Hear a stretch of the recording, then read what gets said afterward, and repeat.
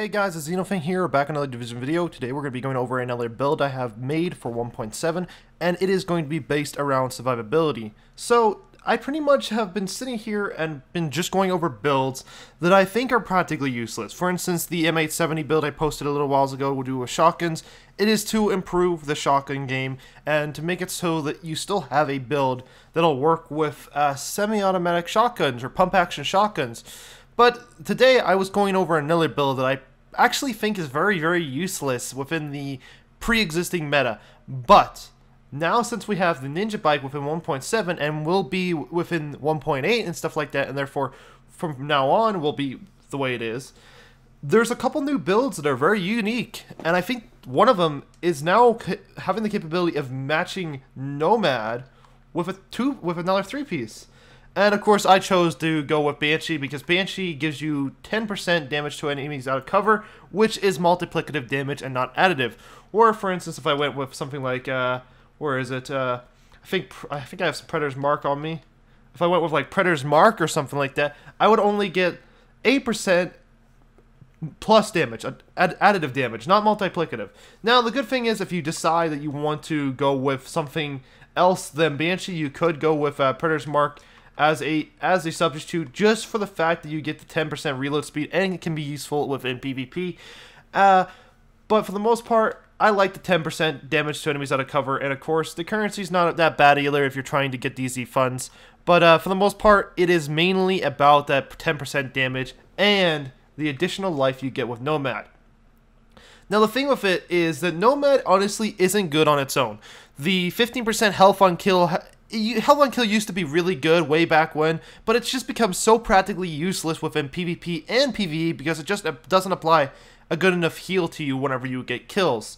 So stacking a whole bunch of health on kill really isn't that beneficial, but I guess it could be useful within PvE. For the most part, you're not going to use that in PvP that much, and the third talent, or the 3-set, is also really not that useful because it just applies a heal that continues to heal you over time while you're in combat, which to me, it just isn't that useful. It doesn't apply that much of a heal. It's really, really low, so it's just not very, very useful. So for the most part, the 2-set and the 3-set for Nomad is just really, really bad.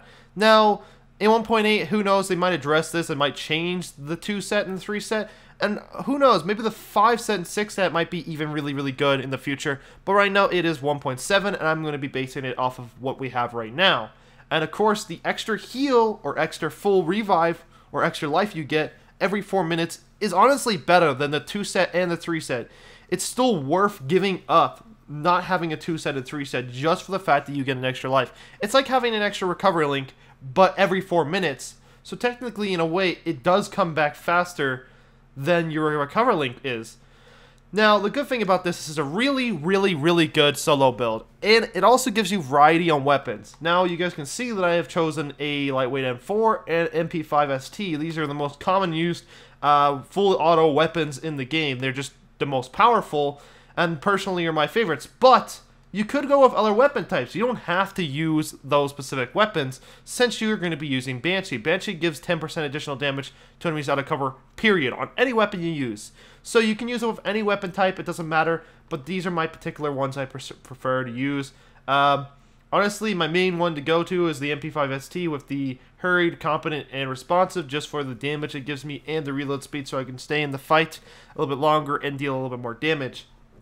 Now, the good thing about this build in general is you're going to be able to trade damage a lot. Like, you are going to trade damage like a boss. Because the thing is that you can sit there and face tank and know that you have an extra life whenever you've got that thing on the bottom. So right now, you guys don't see I have it. But if I go ahead and like kill myself real quick, I'm going to go ahead and down myself, or try to see if I can down myself. Hopefully it doesn't pop. I'm pretty sure it won't pop the green.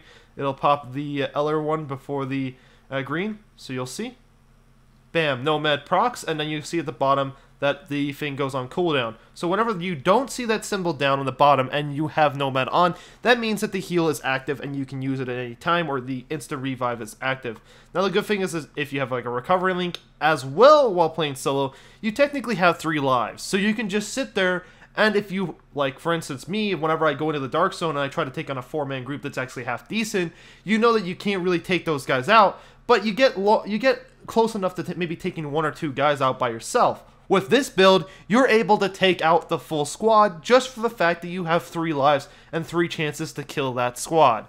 So I've taken out multiple squads with this build in particular, and of course I'm going to have gameplay of me sitting there trying to take on a server after my squad goes down at the end of this video, guys, so you can see how decent this build is on its own. Now, even though you're not getting a huge boost from the 10% additional damage, it's still enough for you to deal damage and still give up the extra capabilities of other builds.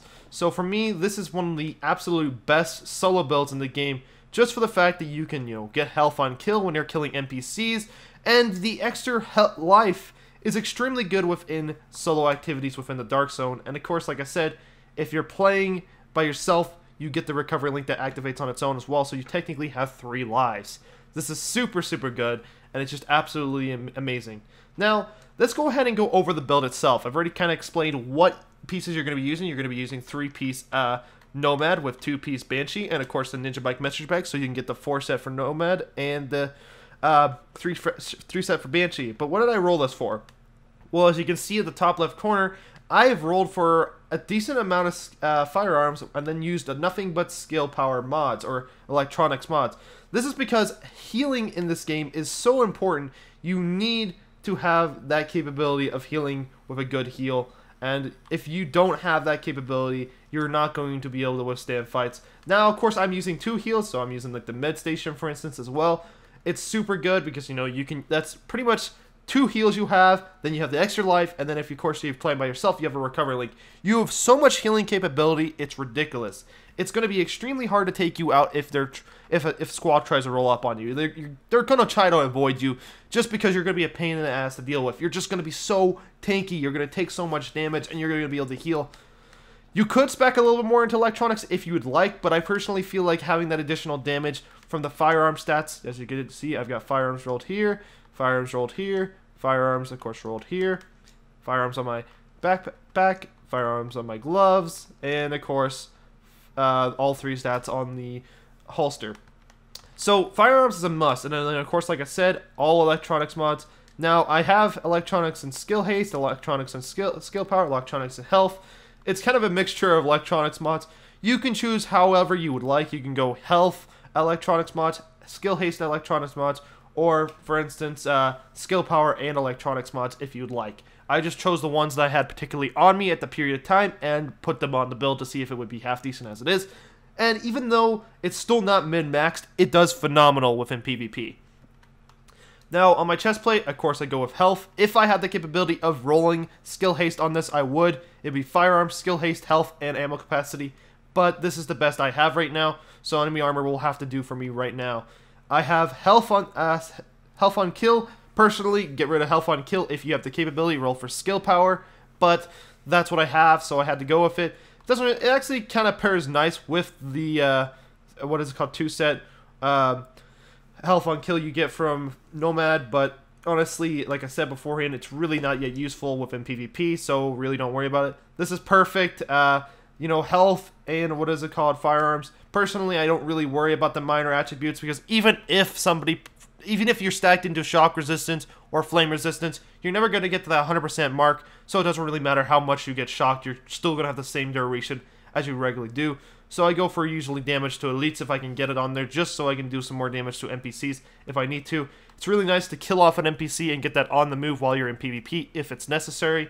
Of course, the holster, all 3, and then of course health. You could roll for something else. I think you can roll skill haste if you like, but personally I like a little bit more survivability, so I went with that. Gloves, I have crit chance, crit damage, some machine gun damage. These, I mean, for the most part, on all gloves, this is what you're really going to go for, except for sometimes you might trade off skill, what is it called, crit chance for maybe skill haste, but again, that's okay. Backpack is awesome. I'd probably get rid of burn resistant for ammo capacity, but this is okay as it is. I've got plenty of ammo as it looks like, so I'm really not worried about it. Some machine gun, you don't, personally, your choice. You can use whatever talents you prefer. I like to go for pure damage talents. Attachments, crit damage, Crit chance, you could go with crit damage, but I don't think I have that there. So, or I do, but it's really low %, so I just went for the crit chance. Extended magazine, crit chance, and fire rate. I could go with something a little bit more to increase its ammo capacity, but I prefer to have the additional crit chance and stuff like that, and fire rate, so I'll stick with that. The lightweight and 4, we have brutal, deadly, and responsive. All of these talents are applied multiplicatively. Now, even though the deadly and brutal are both added to the % of crit chance and crit damage, the overall amount, for instance, if I have like a certain amount of crit damage, will be applied to my base damage, and so on my headshot damage will be applied. And then, of course, responsive is multiplicative in the sense that you have to be in a certain range in order to apply that damage, and it's not additive, it's multiplicative. So all of these are really good in general within PvP. Attachments, I think I spec'd for a little more headshot damage. Yep, headshot damage, stability. This gun kicks so, I don't know, I don't really like the lightweight, it kicks a whole bunch, but with this, it stays nice and steady. It's really, really nice. I don't really have to worry about that on my MP5. You know, it's already nice and stable, so that's nothing to worry about. Of course, performance mods, what is it called? First aid, self-heal, I'm pretty sure. Oh, no, crit chance, pulse, crit chance, first aid, self-heal. If you can, get rid of this for first aid, self-heal. I just don't think I have any. Nope, so that was the best option I had. Sidearm, personally, sidearms are useless within the division in the first place, so it's really not worth worrying about it. I just put on the Golden Rhino just because it's an exotic and just for the lulz, because honestly, the Golden Rhino is practically useless, and in every fashion in the world, it's just useless.